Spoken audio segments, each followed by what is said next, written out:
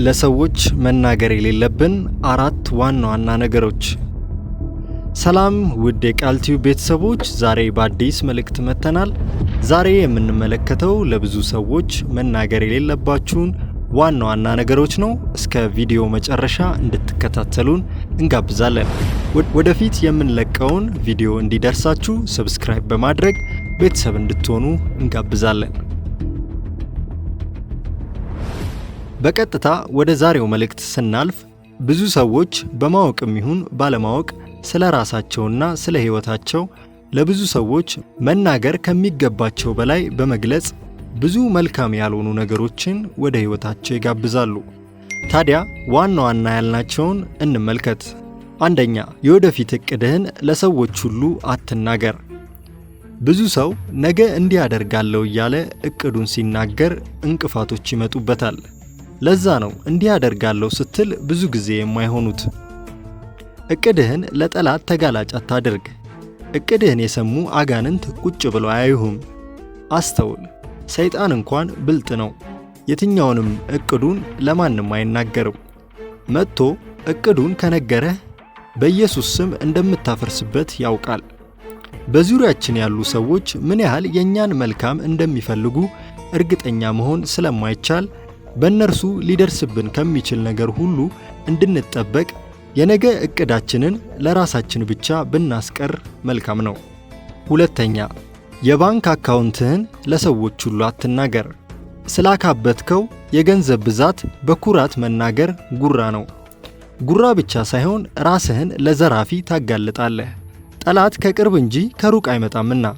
ስንት ገንዘብ እንዳለህ ለሰዎች ሁሉ ስትናገር ሰዎች በገንዘብህ ይተማመኑብሃል፣ በገንዘብህ ይፈርዱብሃል። ብዙ ሰዎችም ከአንተ ጥቅሞችን ፍለጋ ይከቡሃል። ብዙ ገንዘብ አለኝ ብለህ በገለጽክበት አንደበት ገንዘብ ያጠረህ ጊዜ መልሶ ቃልህ መቀየሩ ውርደት መስሎ ስለሚሰማ ራስህን ከማያስፈልግ ድጋፍና እርዳታ ታርቃለህ። ገንዘብ ሳይኖርህም እንዳለህ በማስመሰል ሕይወትህ ጭንቀት ውስጥ ትገባለህ። ስለዚህም አነስተኛም ይሁን ብዙ ያለህ የገንዘብ መጠን ለራስህ ብቻ ካወቅክ ይበቃሃል። ሶስተኛ፣ የቤተሰብህን ጉዳዮች ለሰዎች ሁሉ አትናገር። ስለ ትዳርህ ሁኔታ የሚገልጽ መረጃ ፌስቡክ ላይና ሌሎች ማህበራዊ ሚዲያዎች ላይ ስትለጥፍ ዓለም ላይ ያለ ሰው ሁሉ ያይሃል። በዚህም ታዋቂነትን ታተርፍና ቤተሰብህን ለጠላት ተጋላጭ ልታደርግ ትችላለህ። ስለዚህ ቆንጂየዋ ሚስትህ 10 ጊዜ ማህበራዊ ሚዲያ ላይ የምትለጥፍበት ዋነኛው ምክንያት ሰው እንዲያይልህ መሆኑ የታወቀ ሐቅ ነው። እግዚአብሔር ስለሰጠህ ልጅ፣ ስለጸነሰችው ልጅ ፎቶ መልቀቅ እዩልኝ ካልሆነ ምንም ሊሆን አይችልም። ብዙዎችም ለቤተሰባቸው በአብሮነት ያላሳዩትን ፍቅር ለሰዎች በተለያዩ ቦታዎች በመናገር ያስመስላሉ።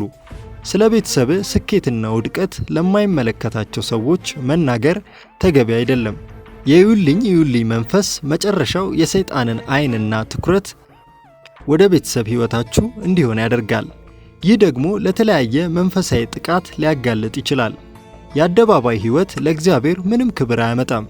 የሚያመጣው እግዚአብሔር የሰጠንን ቤተሰብ መንከባከብና ክርስቶስ የሚታይበት ሕይወት መምራት ነው። ስለዚህ የቤተሰብህን ምስጢር የሰይጣን ዓይን ከሆነው ከማህበራዊ ሚዲያ ጠብቅ። አራተኛ፣ እግዚአብሔር ለግልህ የተናገረህን መልእክት ለሰዎች ሁሉ አትናገር። ዮሴፍ እግዚአብሔር ለግሉ የተናገረውን ለወንድሞቹ ሄዶ በመናገሩ የደረሰበት ችግር ቀላል አልነበረም። እግዚአብሔር ለራሳችን ምስጢር አድርገን እንድንይዝ የሚነግረንን ለማንም ላለመናገር ለራሳችን ቃል መግባት አለብን። ለሰዎች መናገር ያለብን ብቸኛውን ነገር እግዚአብሔር ለሰዎች ተናገሩ ብሎ የተናገረንን ብቻ ነው። እግዚአብሔር በተለያየ ጊዜ በአገልጋዮቹ በሕልምና ራእይ እንዲሁም በቃሉ የሚነግረንን የግል መልእክታችንን ተፈጽሞ ለምስጋናና ምስክርነት ካልሆነ በቀር ቀድሞ ለሰዎች መናገሩ ተገቢ አይደለም። ሰዎች በሕይወታችን የሚሆነውንና የነገርናቸውን በማነጻጸር ተስፋ የሚያስቆርጥ ንግግሮችን ሊናገሩን ይችላሉ። እግዚአብሔር የተናገረንን ነገር በራሱ ጊዜ እስኪፈጸም ድረስ በትዕግስትና በጽናት ለመጠበቅ ከሚከለክሉን ተጽዕኖች እንድንርቅ የሚነግረንን ነገር ለሰዎች መግለጽ አያስፈልግም። ተመልካቾቻችን ስለተመለከታችሁን እናመሰግናለን። ባጭሩ አደባባይ መናገር የሌለባችሁን ነገሮች ነግረናችኋል። ይህ መልእክት በነቢይ መሳይ አለማየሁና በቃል ቲዩብ ነው የተዘጋጀላችሁ። በቀጣይ የምንለቀውን መልእክት እንዳያመልጣችሁ ሰብስክራይብ በማድረግ ቤተሰብ እንድትሆኑ እንጋብዛለን።